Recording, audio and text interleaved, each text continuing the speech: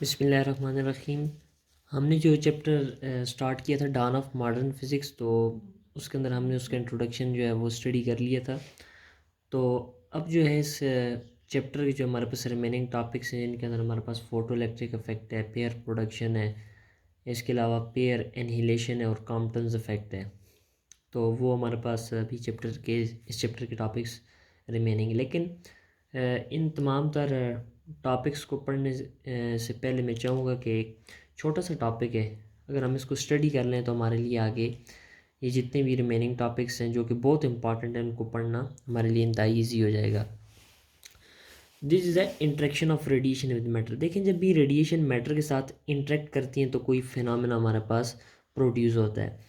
अब वो कौन सा अफेक्ट या कौन सा फिनोमेना हमारे पास प्रोड्यूस होता है, वो डिपेंड करता है कि उस रेडिएशन के पास एनर्जी कितनी है।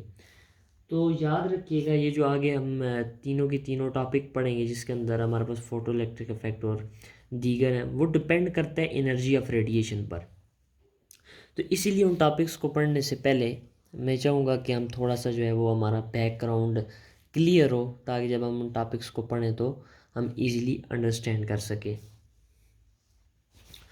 देखिए, हमारे पास जो इलेक्ट्रोमैग्नेटिक स्पेक्ट्रम है, जिसके अंदर हमारे पास गैमा रे से लेकर रेडियो वेव्स तक हैं, तो ये जब वेव्स मैटर के साथ इंटरेक्ट करती हैं तो ये अलग अलग फिनोमेना को प्रोड्यूस करती हैं। अगर हमारे पास कोई भी इलेक्ट्रोमैग्नेटिक रेडिएशन है,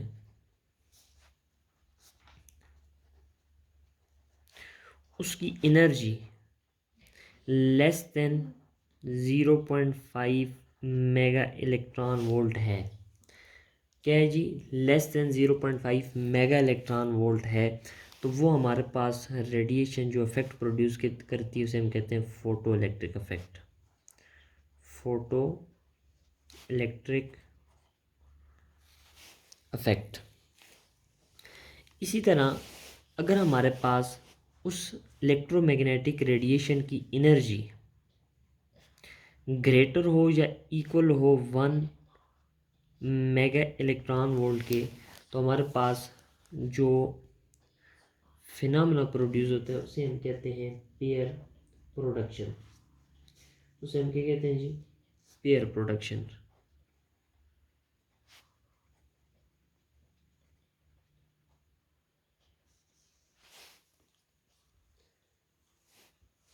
अगर हमारे पास इंटरमीडिएट एनर्जी हो, अगर हमारे पास इंटरमीडिएट एनर्जी यानी वो energy greater than 0.5 mega electron volt हो और less than 1 mega electron volt हो, तो उससे जो हमारे पास इफेक्ट प्रोड्यूस होता है उसे हम कहते हैं कॉम्पटन इफेक्ट। उसे हम क्या कहते हैं? Compton effect. तो मैं लिख देता हूँ यहाँ पर, if the energy is greater than 0.5 mega electron volt and the energy is less than 1 mega electron volt, तो हमारे पास जो अफेक्ट होगा उसे हम कहते हैं कॉम्पटन्स इफेक्ट। ये तो इन टर्म ऑफ एनर्जी हो गए, तो ये बात तो आपने याद रखनी है, ये एमसीक्यू के अंदर डायरेक्ट क्वेश्चन भी पूछ लेते हैं। लेकिन मैं चाहूँगा कि आपको इलेक्ट्रोमैग्नेटिक स्पेक्ट्रम ड्रा करके बिल्कुल एक समरी के तौर पर इन चीज़ों को सामने ले आऊँ, क्योंकि इस टॉपिक से पास्ट पेपर के अंदर जो है वो क्वेश्चन पूछेंगे। चलो मैं यहाँ पर स्पेक्ट्रम लिख देता हूँ। तो आपके सामने मैंने इलेक्ट्रोमैग्नेटिक स्पेक्ट्रम लिख लिया, जो कि गैमा रे से रेडियो वेव्स तक है। तो सबसे पहले मैं लिखता हूँ photo electric effect. Photo electric effect. अब फोटो इलेक्ट्रिक इफेक्ट कौन कौन सी रेडिएशंस शो करती हैं? तो याद रखिएगा, इस रेडियो वेव को छोड़कर बाकी रिमेनिंग जितनी भी हैं, ये सारी की सारी फोटो इलेक्ट्रिक इफेक्ट को शो करती हैं। तो यहाँ पर in the form of arrow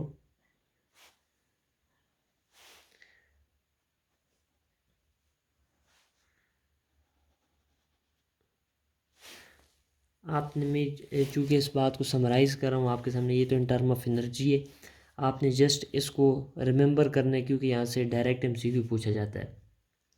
means gamma रे से भी आप फोटो इलेक्ट्रिक इफेक्ट प्रोड्यूस कर सकते हैं। अगर आप गैमा रे से करते हैं तो हाई एनर्जी कंटेंट होगा, तो इसके बाद जो इलेक्ट्रॉन इजेक्ट होगा मेटल सर्फेस से, उसके पास कोई ना कोई काइनेटिक एनर्जी भी होगी। इसी तरह एक्सरे, यूवी रेज है, विजिबल रेज है, इंफ्रारेड रेज है, लेकिन रेडियो वेव से आप फोटो इलेक्ट्रिक इफेक्ट नहीं प्रोड्यूस कर सकते। सेकेंड वन हमारे पास आ गया जी कॉम्पटन्स इफेक्ट। कॉम्पटन्स इफेक्ट, देखिए कॉम्पटन्स इफेक्ट के अंदर एनर्जी कंटेंट ज़्यादा है, यानी 0.5 मेगा इलेक्ट्रॉन वोल्ट से ग्रेटर होना चाहिए और 1 मेगा इलेक्ट्रॉन वोल्ट से कम होना चाहिए। तो आपने याद रखना है कि कॉम्पटन्स इफेक्ट सिर्फ और सिर्फ हमारे पास गैमा रेज और एक्स रेज ही शो करती हैं।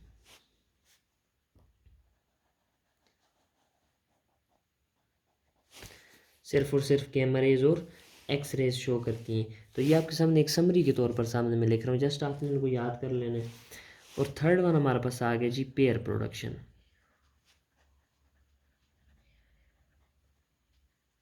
तो पेयर प्रोडक्शन सिर्फ और सिर्फ गैमा रेज से हो सकते हैं। ये आपके सामने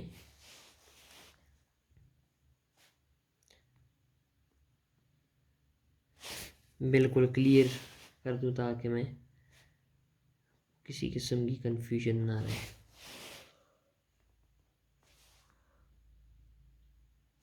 ये लीजिए, photo electric effect radio waves को छोड़कर सारे की सारी जो हैं radiations photo electric effect produce कर सकती हैं। वो डिपेंड करते हैं एनर्जी कंटेंट कितना है, इसी से तो उसी मुनासबत से हम कहते हैं काइनेटिक एनर्जी ऑफ इलेक्ट्रॉन भी होगी after rejection from the metal surface. Compton effect सिर्फ और सिर्फ एक्स रेज और गैमा रेज, और पेयर प्रोडक्शन सिर्फ और सिर्फ गैमा रेज। तो ये था हमारा जी interaction of radiation with matter. तो इससे हमारे पास एक बेसिक सा आइडिया आ गया है कि कौन कौन सी रेडिएशन किस किस्म का अफेक्ट प्रोड्यूस कर सकती हैं। तो ये बहुत ही इंपॉर्टेंट है, इससे डायरेक्ट एमसीक्यू बन सकते हैं, तो इसलिए आपने इसको मेमोराइज़ कर लेना और अच्छे से समझ लेना है। तो अब हम इंशाल्लाह वन बाय वन इन तीनों इफेक्ट्स को स्टडी करेंगे। आज हम सिर्फ और सिर्फ जो है वो फोटो इलेक्ट्रिक इफेक्ट को स्टडी करेंगे, and in the next video इंशाल्लाह we will study the pair production and the Compton effect. Now let's start the photo electric effect. तो फोटो इलेक्ट्रिक इफेक्ट जो है, इसकी सबसे पहले हम इसके लिए जो अपरेटस बनाया गया है उसको हम वन बाय वन स्टडी करते हैं, इसके पार्ट्स को। तो हमारे पास ये एनोड है, जिसके ऊपर पॉजिटिव चार्ज है, ये कैथोड है, इसके ऊपर नेगेटिव चार्ज है। एनोड को हमने पॉजिटिव टर्मिनल ऑफ सोर्स के साथ कनेक्ट किया हुआ है और कैथोड को नेगेटिव टर्मिनल के साथ कनेक्ट किया हुआ है। आपको जैसा कि पता है कि एम मीटर हमेशा के लिए सीरीज़ में लगाया जाता है, एम मीटर कनेक्ट किया गया और पैरेलल के अंदर एक वोल्ट मीटर कनेक्ट किया गया। जब इसके ऊपर एक लाइट जो है वो सूटेबल फ्रिक्वेंसी की कैथोड के ऊपर आकर स्ट्राइक करती है, तो ये मेटल सरफेस से इलेक्ट्रॉन को इजेक्ट करती है। तो ये इलेक्ट्रॉन अट्रैक्ट होता है एनोड की तरफ, and then it move in a circuit, and there will be the current, and this current is known as a photo electric current. तो सिंपल अगर हम इसको डिफाइन करना चाहें तो इसकी डेफिनेशन कुछ यूँ होगी: the emission of electrons from the metallic surface when a light of suitable frequency is made incident on it. तो इस फिनोमेना को हम क्या कहते हैं? Photo electric effect. अच्छा, एमसीक्यू के अंदर एक डायरेक्ट एमसीक्यू आपसे पूछा जाता है कि फोटो इलेक्ट्रिक इफेक्ट लाइट की किस नेचर को प्रूव करता है। तो याद रखिएगा कि ये लाइट की पार्टिकल नेचर को प्रूव करता है, particle nature of light.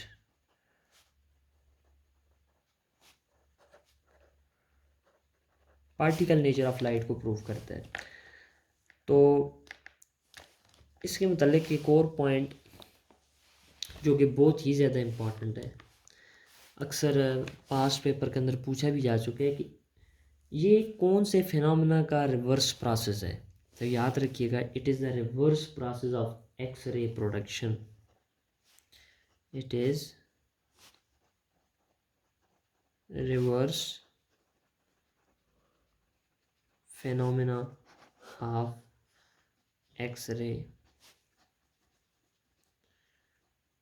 Production. देखिए, एक्सरे प्रोडक्शन के अंदर आप क्या करते हैं, एक इलेक्ट्रॉन के ज़रिए एक फोटान को एमिट करवाते हैं। कौन से फोटान को? एक्सरे के फोटान को। और यहाँ पर आप क्या कर रहे हैं, एक फोटान के ज़रिए से जिसे आप मेटल सरफेस पर स्ट्राइक करते हैं, यहाँ पर आप एक इलेक्ट्रॉन को इजेक्ट करवा रहे हैं, तो ये दोनों एक दूसरे के बिल्कुल अपोजिट फिनोमेना होते हैं। अच्छा, ये जो आपके पास इलेक्ट्रॉन इजेक्ट हो रहे हैं मेटल सरफेस से, इन इलेक्ट्रॉन्स को हम कहते हैं फोटो इलेक्ट्रॉन्स। इन्हें हम क्या कहते हैं? Photo electrons. तो इन फोटो इलेक्ट्रॉन्स की वजह से जो करंट हमारे पास है उसे हम क्या कहेंगे? Photo electric current. Photo electric current. अब जो ये इलेक्ट्रॉन्स कैथोड से, ये मेटल सरफेस से इजेक्ट हो रहे हैं, ये डिपेंड करते हैं इंटेंसिटी ऑफ लाइट पर। जितनी ज़्यादा लाइट की इंटेंसिटी होगी उतने ज़्यादा इलेक्ट्रॉन्स एमिट होंगे, उतना ज़्यादा फोटो इलेक्ट्रिक करंट होगा। ये बात अक्सर कन्फ्यूजन क्रिएट करती है, तो मैं आसान कर देता हूँ इस बात को। इंटेंसिटी जो है वो आप उसे नंबर ऑफ फोटॉन से अपने जहन में रख सकते हैं। Intensity means number of photons. For example मैं कहता हूँ इंटेंसिटी ज़्यादा है, तो आपके जहन में फ़ौरन से आ जाना है कि मीन्स नंबर ऑफ़ फोटॉन ज़्यादा है। तो याद रखिए, जब नंबर ऑफ़ फोटॉन ज़्यादा अगर स्ट्राइक करेंगे तो निकलने वाले इलेक्ट्रॉन्स जो कि फोटो इलेक्ट्रॉन्स हैं वो भी ज़्यादा होंगे। तो मैं कह सकता हूँ intensity is directly proportional to number of photons. तो जितनी ज़्यादा इंटेंसिटी होगी मीन्स उतने ज़्यादा नंबर ऑफ़ फोटॉन्स होंगे, तो उतना ज़्यादा आपके पास क्या होगा? फोटो इलेक्ट्रिक करंट होगा। तो आप, अगर हम इसके दरमियान एक रिलेशन क्रिएट कर लें तो वो इस तरह होगा कि intensity is directly proportional to current. कौन सा? Photo electric current. मीन्स जितनी ज़्यादा लाइट की इंटेंसिटी होगी, नॉट फ्रीक्वेंसी, मैं फ्रीक्वेंसी की बात नहीं कर रहा, आपने यहाँ पर कन्फ्यूजन क्रिएट नहीं करनी, तभी मैंने यहाँ पर इसको क्लियर किया पॉइंट को। नंबर ऑफ फोटॉन्स, जितनी ज़्यादा इंटेंसिटी होगी उतना ज़्यादा आपके पास करंट होगा, फोटो इलेक्ट्रिक करंट। और एक और यहाँ पर आपने चीज़ याद रखनी है कि जो इंटेंसिटी होती है हमारे पास, ये इन्वर्सली रिलेटेड होती है डिस्टेंस के स्क्वायर के साथ। यानी जितना आपके पास सोर्स ऑफ लाइट दूर होगी उतनी ज़्यादा उसकी इंटेंसिटी क्या हो जाएगी? कम हो जाएगी। यानी जितना आप डिस्टेंस को कम रखते हैं उतनी ज़्यादा आपके पास इंटेंसिटी ज़्यादा होना शुरू हो जाती है, और जितना ज़्यादा आप डिस्टेंस को ज़्यादा रखते हैं इंटेंसिटी आपके पास कम होती है। तो इसके दरमियान इन्वर्स रिलेशन, और ये इन्वर्स स्क्वायर लॉ को ओबे करती है। तो इसी से आपके पास एक पॉइंट ये भी आ गया। तो इंटेंसिटी और डिस्टेंस के दरमियान जैसे कि इन्वर्स स्क्वायर लॉ है, तो means it will obey the inverse square law. तो अगर हम इंटेंसिटी और डिस्टेंस के दरमियान ग्राफ को ड्रा करें तो कुछ यूँ होगा। जैसे कि मैंने आपको पहले कहा था कि फोटो इलेक्ट्रिक करंट का और इंटेंसिटी का आपस में क्या है? डायरेक्ट रिलेशन है। लेकिन फोटो इलेक्ट्रिक करंट का जो है वो फ्रिक्वेंसी के साथ कोई भी रिलेशन नहीं होता। अगर हम photo electric current means I, यहाँ पर करंट है, उसका फ्रिक्वेंसी के साथ अगर हम ग्राफ ड्रा करें तो हमारे पास कैसा होगा?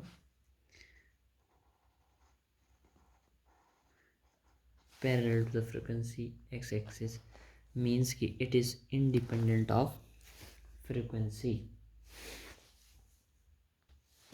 तो यहाँ पर हम पॉइंट को लिख भी देते हैं कि photo electric current is independent of frequency and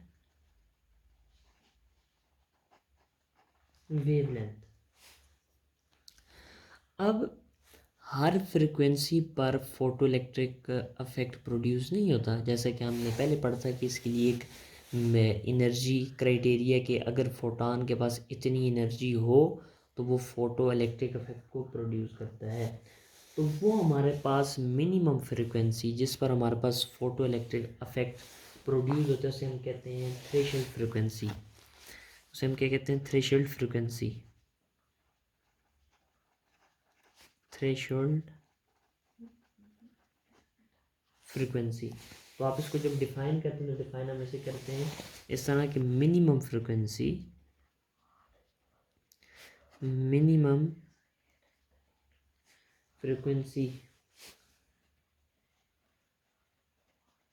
required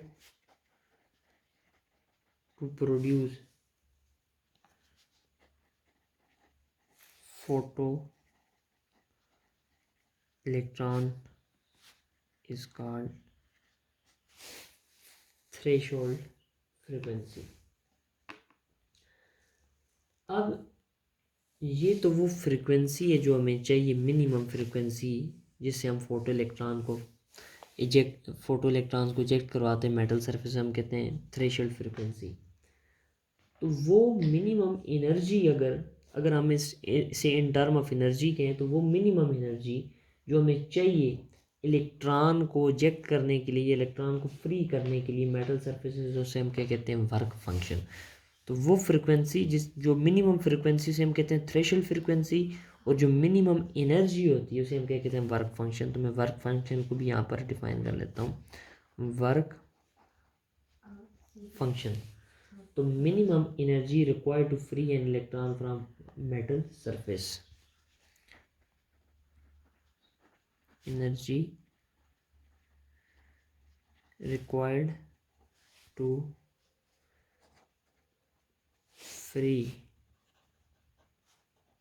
electron from metal surface हम क्या कहते हैं, वर्क फंक्शन।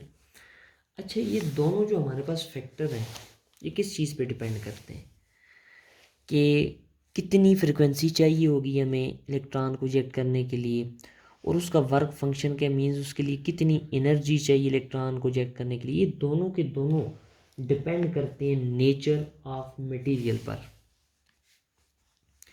मैं यहाँ पर पॉइंट लिख देता हूँ आपके लिए कि threshold frequency and the work function both depend upon nature of material, both depend upon nature of material. अब फॉर एग्जांपल अगर हम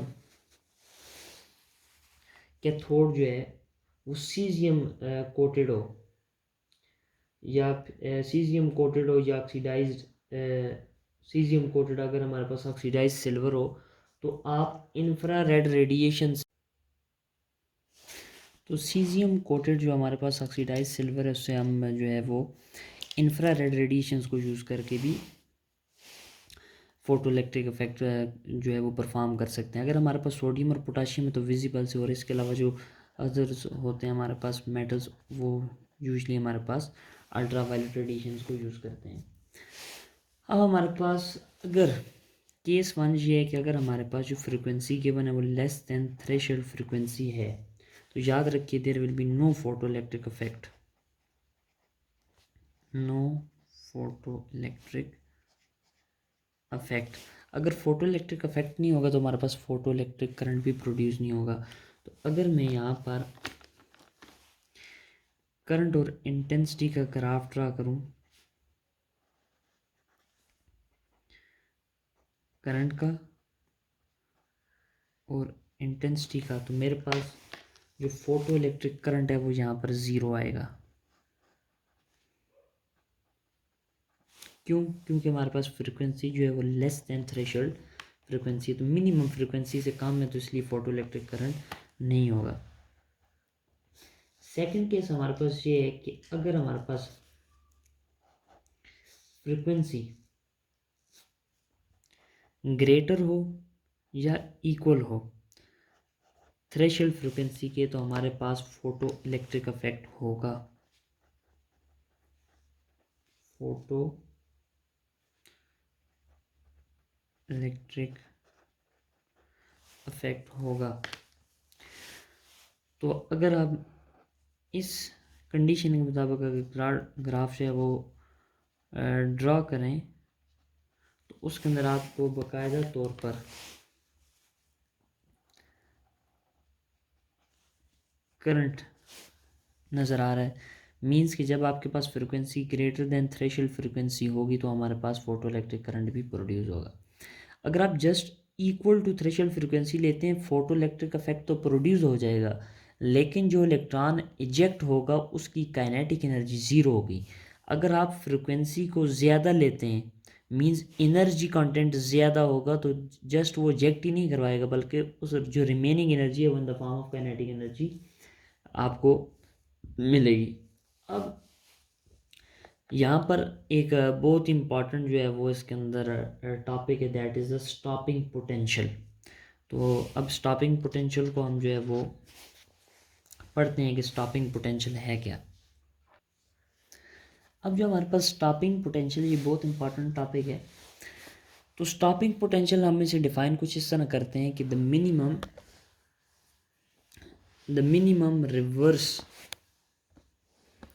minimum reverse or the negative potential for which the photo electric current will be the zero।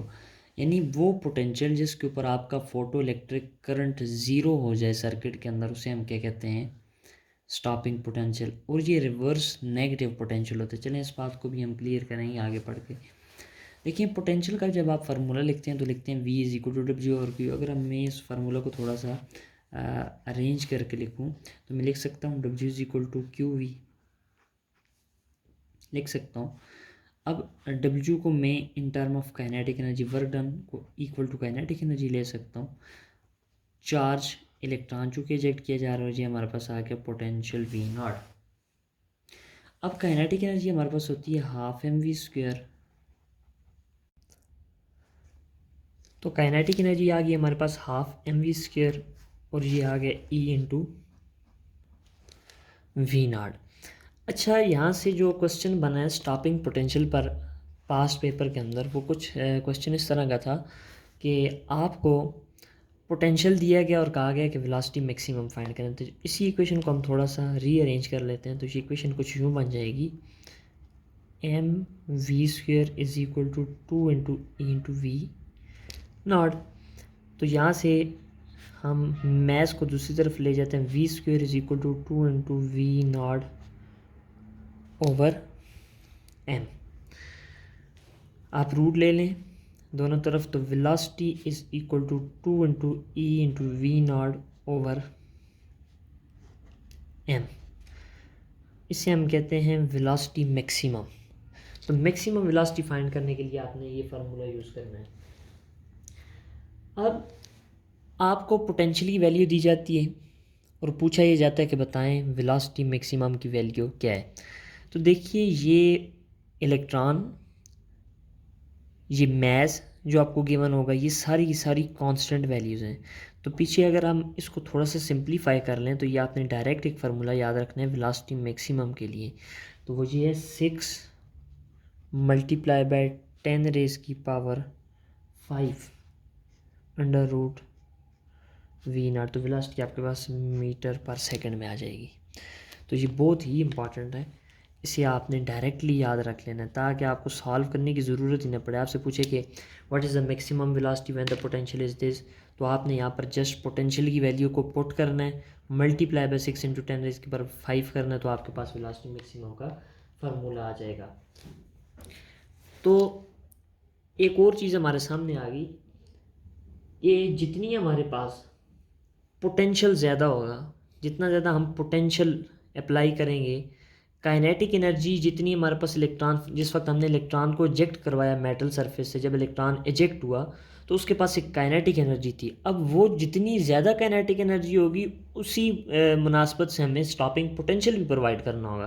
तो हम कह सकते हैं जितनी ज़्यादा काइनेटिक एनर्जी ऑफ इलेक्ट्रॉन होगी तो उतना ही ज़्यादा हमने स्टॉपिंग पोटेंशियल भी प्रोवाइड करना है। तो मैं यहाँ पर लिख देता हूँ कि kinetic energy is directly proportional to stopping potential. तो जितनी ज़्यादा काइनेटिक एनर्जी उतना ज़्यादा आपके पास स्टॉपिंग पोटेंशियल होना चाहिए। तो यहाँ से हमारे पास कुछ रिलेशंस निकलते हैं, उन्हें आपने जस्ट आपने मेमोराइज कर लेना है कि देखिए जितनी ज़्यादा हमारे पास kinetic energy of photo electron होगी, काइनेटिक एनर्जी ऑफ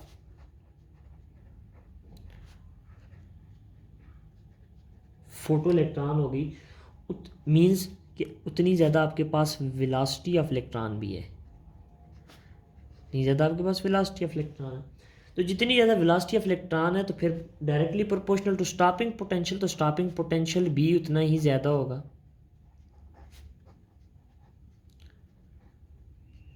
तो इससे एक और चीज़ हमारे पास सामने जो आती है वो ये है कि जो आपने लाइट यूज़ की है, जिस लाइट को आपने इंसिडेंट किया मेटल सरफेस पर, उसकी फ्रिक्वेंसी भी ज़्यादा थी, तो means directly proportional to frequency and inversely proportional to wavelength.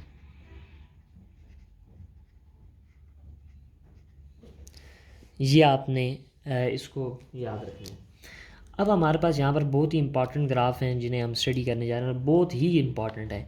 आपने इन ग्राफ को ज़रूर याद कर लेना है ताकि कम से कम डायरेक्टली आपके सामने आए तो आप सॉल्व किए बगैर भी आपको पता हो कि इनका आंसर क्या है। फर्स्ट वन है हमारे पास काइनेटिक एनर्जी वर्सेस फ्रिक्वेंसी, यहाँ पर एफ नॉट। देखिए, हमने पहली बात क्लियर कर ली थी कि अगर हमारे पास जो इंसिडेंट लाइट है उसकी फ्रिक्वेंसी थ्रेशोल्ड फ्रिक्वेंसी से कम हो गई तो आपके पास फोटो इलेक्ट्रिक करंट ज़ीरो होगा। तो थ्रेशोल्ड फ्रिक्वेंसी तक हमारे पास किसी किस्म का करंट नहीं होता। जो ही आप थ्रेशोल्ड फ्रिक्वेंसी को क्रॉस करते हैं तो हमारे पास करंट जनरेट होना स्टार्ट होता है। अब जो जितनी जितनी आप फ्रिक्वेंसी ज़्यादा करेंगे थ्रेशोल्ड फ्रिक्वेंसी, उतनी ज़्यादा वो energy kinetic energy of electron के अंदर कन्वर्ट होगी। So the graph will be like this. तो अगर काइनेटिक एनर्जी और फ्रिक्वेंसी का ये रिलेशन है तो फिर स्टॉपिंग पोटेंशियल का भी same as it is relation है, क्योंकि kinetic energy is directly proportional to stopping potential. तो मैं यहाँ पर लिख भी देता हूँ, this is the potential and this is the frequency, this is the threshold frequency, this is the frequency. Again the graph will be same as it is. तो ये ग्राफ है। क्या काइनेटिक एनर्जी का इंटेंसिटी से कोई relation है? तो अभी हम उसको फाइंड कर लेते हैं कि काइनेटिक एनर्जी का इंटेंसिटी से कोई रिलेशन है कि नहीं। जैसे कि पहले मैं आपको बता चुका हूँ कि इंटेंसिटी का और फोटो इलेक्ट्रिक करंट का आपस में डायरेक्ट रिलेशन है, लेकिन काइनेटिक एनर्जी और पोटेंशियल का इंटेंसिटी से कोई किसी किस्म का रिलेशन नहीं है। तो मैं एक ही ग्राफ में काइनेटिक एनर्जी और पोटेंशियल दोनों को यहाँ पर कवर कर लेता हूँ। अगर यहाँ पर काइनेटिक एनर्जी हो आर, आपके पास पोटेंशियल हो अगेंस्ट इंटेंसिटी, तो ग्राफ आपको पता है इंडिपेंडेंट होगा। So the graph will be like this. तो ये ग्राफ हमें क्या बताता है? तो ये ग्राफ हमें ये बता रहा है kinetic energy and potential are independent of intensity. लिख देता हूँ यहाँ पर kinetic energy and potential are independent of intensity. तो यहाँ तक ये हमारा टॉपिक जो है वो क्लियर होता है। अब हमने दो कंडीशंस जो कि बहुत ज़्यादा इंपॉर्टेंट है उनको स्टडी करना है। एक होता है फॉर सेम इंटेंसिटी और एक होता है हमारे पास फॉर सेम पोटेंशियल। तो सबसे पहले हम पढ़ेंगे फॉर सेम इंटेंसिटी।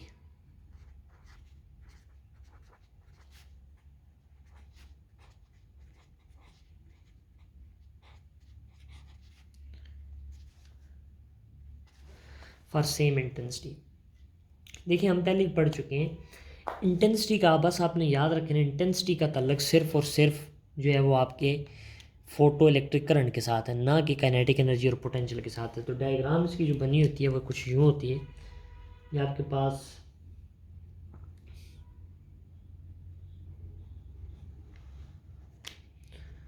करंट आ गया, हमारे पास इस तरफ पॉजिटिव एक्स एक्सिस पे पॉजिटिव पोटेंशियल है, जहाँ पर नेगेटिव पोटेंशियल है। अगर हम इंटेंसिटी को सेम रखते हैं, बेसिकली हम यहाँ पर इंटेंसिटी को सेम रखने से मुराद ये कह रहे हैं हम करंट को सेम रख रहे हैं ना।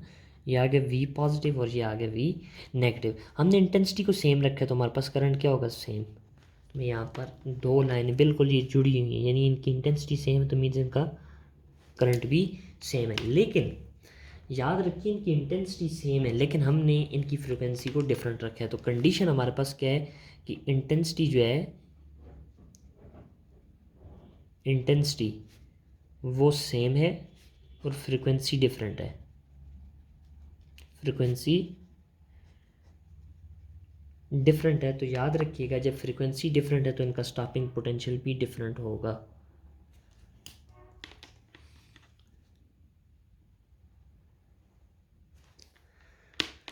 जिसकी फ्रिक्वेंसी ज़्यादा होगी उसका स्टॉपिंग पोटेंशियल भी क्या होगा, वो ज़्यादा होगा। और सेकंड कंडीशन ये होती है जिसके अंदर हम इंटेंसिटी को सेम नहीं रखते बल्कि हम फ्रिक्वेंसी को सेम रखते हैं, सेम इंटेंसिटी। और सेकंड कंडीशन होती है सेम फ्रिक्वेंसी, सेम फ्रिक्वेंसी। लेकिन जब आपने फ्रिक्वेंसी को सेम रखा है तो फ्रिक्वेंसी का ताल्लुक होता है पोटेंशियल के साथ, तो आपके पास पोटेंशियल की वैल्यू भी बिल्कुल इक्वल आएगी, मीन्स उनका स्टॉपिंग पोटेंशियल भी सेम होगा। आल्दो उनका फोटो इलेक्ट्रिक करंट जो है वो डिफरेंट प्रोड्यूस होगा क्योंकि आपने इंटेंसिटी को डिफरेंट रखा है। तो यहाँ पर कंडीशन बिल्कुल अपोजिट हो जाएगी। कंडीशन क्या है यहाँ पर हमारे पास फ्रिक्वेंसी सेम है और इंटेंसिटी क्या है, वो डिफरेंट है। अगर इंटेंसिटी डिफरेंट है तो हमारे पास करंट भी डेफिनेटली डिफरेंट होगा। तो एक हमारे पास इलेक्ट्रोमैग्नेटिक रेडिएशन चाहिए, उसका करंट चाहिए, तो उसका स्टॉपिंग पोटेंशियल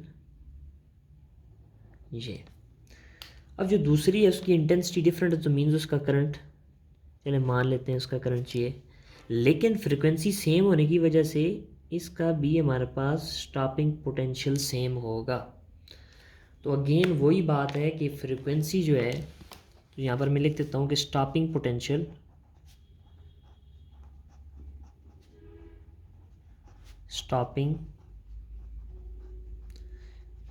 जो होता है उसका ताल्लुक जो होता है वो फ्रिक्वेंसी से होता है, और जो फोटो इलेक्ट्रिक करंट होता है उसका ताल्लुक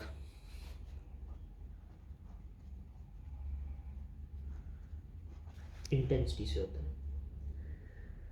तो यहाँ तक तो जो था हमारे पास वो है फोटो इलेक्ट्रिक इफेक्ट।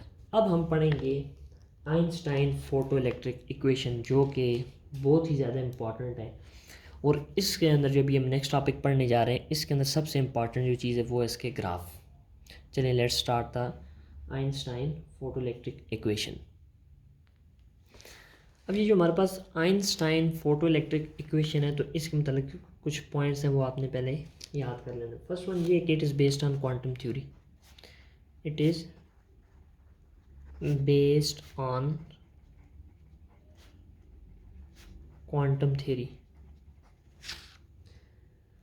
अब आइंस्टाइन ने ये कहा कि जो हम लाइट या इलेक्ट्रोमैग्नेटिक रेडिएशन को इंसिडेंट करते हैं किसी मेटल सरफेस पर, पहले वो इलेक्ट्रॉन जो उस मेटल सरफेस पर हैं वो एनर्जी को अब्सॉर्ब करते हैं, वो पहले उस मेटल से मेटल की सरफेस पर आते हैं और फिर फर्दर एनर्जी को लेकर वहाँ से इजेक्ट होते हैं।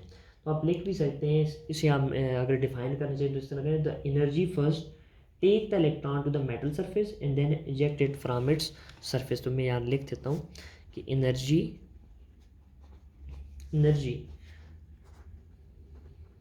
First take electrons to metal surface and then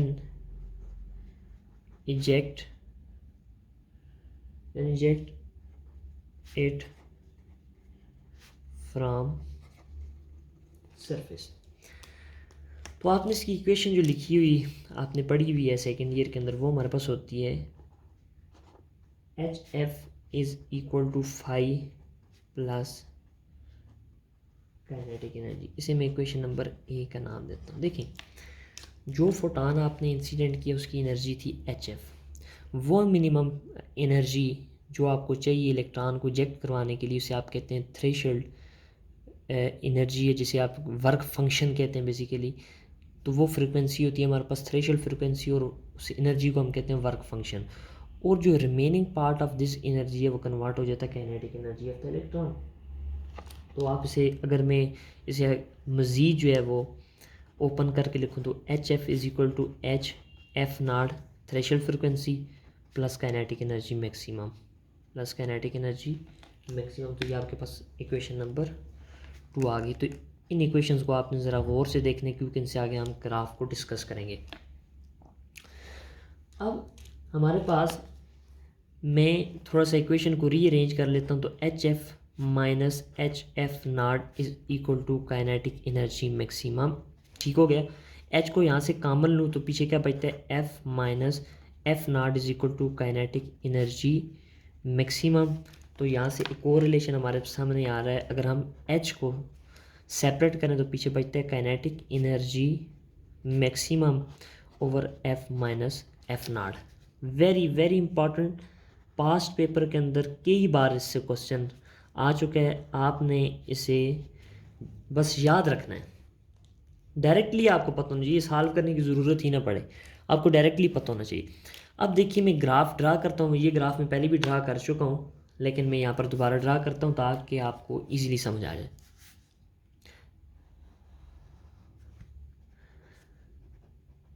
graph है काइनेटिक एनर्जी वर्सेस फ्रीक्वेंसी। तो आपने ये ग्राफ पहले भी ड्रा किया, आपको पता है।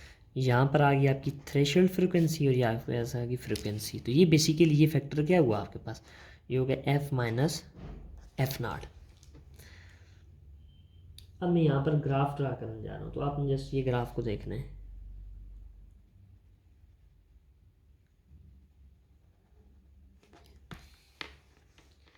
पूछा ये जाता है ये स्लोप क्या बताता है, तो स्लोप आपके पास ये ऊपर रिलेशन लिखा हुआ है कि H is equal to kinetic energy maximum over F minus F naught. तो means kinetic energy versus F minus F naught का ग्राफ आपको क्या देता है, Planck's constant. So this will be the H, Planck's constant, Planck's constant. एक relation जी, मैं इसी रिलेशन को थोड़ा सेलिब्रेट करता हूँ, ज़रा देखिएगा। तो हमारे पास एक और इक्वेशन बनेगी और एक दूसरा ग्राफ आ जाएगा, लेकिन उस ग्राफ के अंदर देखिएगा फ़र्क क्या है, और यही कन्फ्यूजन पैदा करता है और इसी से क्वेश्चन भी बनता है। देखिए H F is equal to H F naught, मैं इस रिलेशन को यूज़ कर रहा हूँ। तो यहाँ पर देखें kinetic energy maximum is directly proportional to potential. तो मैं यहाँ पर क्या पोटेंशियल नहीं लिख सकता काइनेटिक एनर्जी की जगह, वी नॉट ये आ गया। इन टर्म ऑफ पोटेंशियल मैंने काइनेटिक एनर्जी को लिख दी है। आप देखिएगा सेम उसी तरह हम जब इसको अरेंज करेंगे तो ये आएगा F minus F naught is equal to V naught E. अच्छा एच ओवर ई, ठीक है, is equal to V naught over F minus F naught. अब देखिए ना इक्वेशन के अंदर थोड़ा सा चेंज आ चुका है। वहाँ पर काइनेटिक एनर्जी वर्सेस फ्रिक्वेंसी की जो हमारे पास स्लोप है वो है प्लैंक्स कांस्टेंट। यहाँ पर अगर हम काइनेटिक एनर्जी से पोटेंशियल का रिलेशन फाइंड करेंगे, पोटेंशियल वर्सेस फ्रिक्वेंसी, तो हमारे पास प्लैंक कांस्टेंट ओवर इलेक्ट्रॉन आ रहा है, ओवर चार्ज। तो ये बहुत इंपॉर्टेंट है, इस इक्वेशन को आपने याद कि अगर पोटेंशियल के साथ रिलेशन है तो वो क्या है, और अगर आपका काइनेटिक एनर्जी के साथ रिलेशन है तो वो क्या है। इन दोनों रिलेशंस को सेपरेटली आपने जो है वो मेमोराइज़ कर लेना ताकि आपको डायरेक्टली पता हो, वहाँ पर सॉल्व करने की ज़रूरत ना पड़े, आपने इतना टाइम जो है वो सेव करना है। तो अगर मैं यहाँ पर पोटेंशियल एनर्जी वर्सेस फ्रिक्वेंसी का करूँगा तो आप इसे क्या कहेंगे, this is not the Planck constant but this is Planck constant over charge or means electron. तो ये इंतहाई इंपॉर्टेंट टॉपिक था। अब नेक्स्ट जो है इसे इन्हीं इक्वेशन को जो है वो मज़ीद एलिब्रेट करते हैं और कुछ एक दो ग्राफ और भी हैं उनको भी स्टडी करते हैं। तो ये जो अभी मैंने आपके सामने दो ग्राफ बनाए हैं, मैं इनको यहाँ पर जस्ट समराइज़ कर लेता हूँ ताकि आपको याद भी रहे कि अगर kinetic energy versus F minus F naught का ग्राफ हो तो वो उस ग्राफ का स्लोप हमें प्लैंक्स कांस्टेंट की वैल्यू देता है, और अगर यही graph potential versus F minus F not हो तो ये एच ओवर ई देता है स्लोप। तो ये आपको पता होना चाहिए। अच्छा ये जो भी हमने इक्वेशन पढ़ी है इसको हम in the form of wavelength भी लिख सकते हैं। तो चलिए लिखते हैं in the form of wavelength. ये जो हमने रिसेंटली इक्वेशंस पढ़ी थी इनको हम लिखते हैं इन फॉर्म ऑफ